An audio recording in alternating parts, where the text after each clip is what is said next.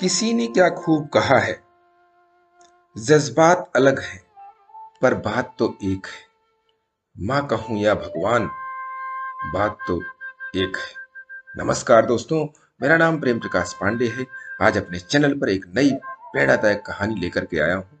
आज की कहानी में हम देखेंगे कि भगवान की जगह अगर कोई ले सकता है तो वह कौन हो सकता है।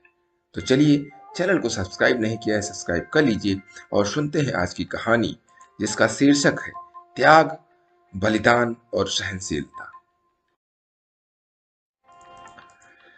एक छोटे से कस्बे में समीर नाम का एक लड़का रहता था। बचपन में ही पिता की मृत्यु हो जाने के कारण परिवार की आर्थिक स्थिति बड़ी दयनीय थी। समीर की माँ कुछ पढ़ी लिखी जरूर थी, लेकिन उतनी पढ़ाई से नौकरी कहाँ मिलने वाली थी। सो घर घर बर्तन मांझकर और सिलाई बुनाई का काम करके किसी तरह अपने बच्चे को पढ़ा लिखा रही थी। समीर स्वभाव से थोड़ा शर्मीला था और अक्सर चुपचाप बैठा रहता था। एक दिन जब वो स्कूल से लौटा तो उसके हाथ में एक लिफाफा था।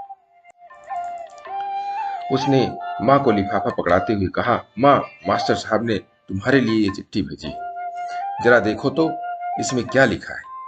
माँ ने मन ही मन चिट्ठी पढ़ी और मुस्कुरा कर बोली, बेटा, इसमें लिखा है कि आपका बेटा काफी होशियार है। इस स्कूल के बाकी बच्चों की तुलना में इसका दिमाग बहुत तेज है और हमारे पास इसे पढ़ाने लायक शिक्षक नहीं है, इसलिए कल से आप इसे किसी और स्कूल में भेजें। यह बात सुनकर समीर को स्कूल न जाने का सकने का दुख तो हुआ, पर साथ ही उसका मन आत्मविश्वास से भर गया कि वो कुछ खास है और उसकी बुद्धि तीव्र है। माँ ने उसका दाखिला एक अन्य स्कूल में करा दिया। समय बीतने लगा। समीर ने खूब मेहनत से पढ़ाई की। आगे चलकर उसने सिविल सर्विसेज परीक्षा भी पास की और आईएएस ऑफिसर बन गया। समीर की माँ बूढ़ी हो चुकी थी और कई दिनों से बीमार भी चल रही थी और एक दिन अचानक उनकी मृत्यु हो गई। समीर के लिए यह बहुत बड़ा आघात था। वह बिलख बिलख कर रो पड़ा।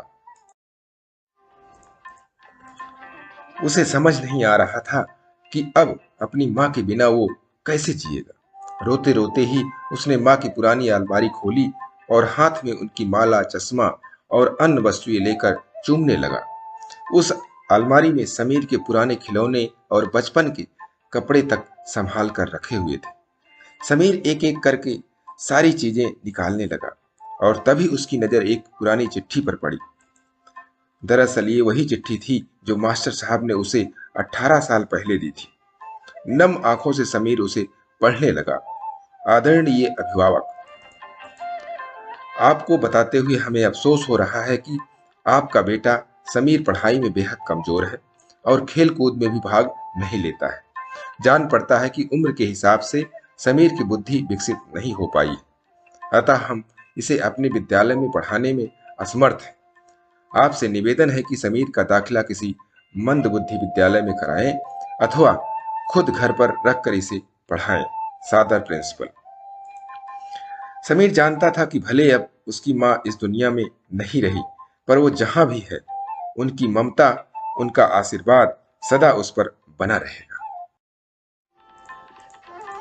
दोस्तों, रुडयार्ड किपलिंग ने कहा है, God could not be everywhere and therefore be made mothers. भगवान सभी जगह नहीं हो सकते, इसीलिए उसने माएं बनाई। तो दोस्तों, माँ से बढ़कर त्याग और तपस्या की मूर्त भला और कौन हो सकता है।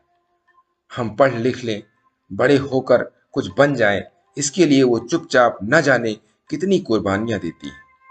अपनी जरूरतें मारकर हमारे शौक पूरा करती हैं। यहाँ तक कि संतान बुरा व्यवहार करे तो भी माँ उसका भला ही सोचती है। सचमुच माँ जैसा कोई नहीं हो सकता। इसीलिए तो कहते हैं कि दुनिया में माँ को ही भगवान कहा जा सकता है।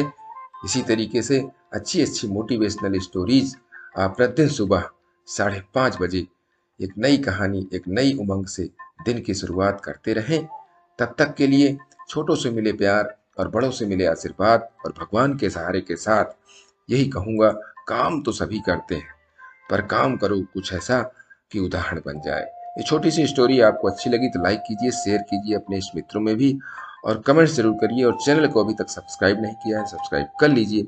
और नई नई बेहतरीन मोटिवेशनल स्टोरी प्रत्येक सुबह आपको मिलती रहे, इसके लिए प्रेस बेल आइकन।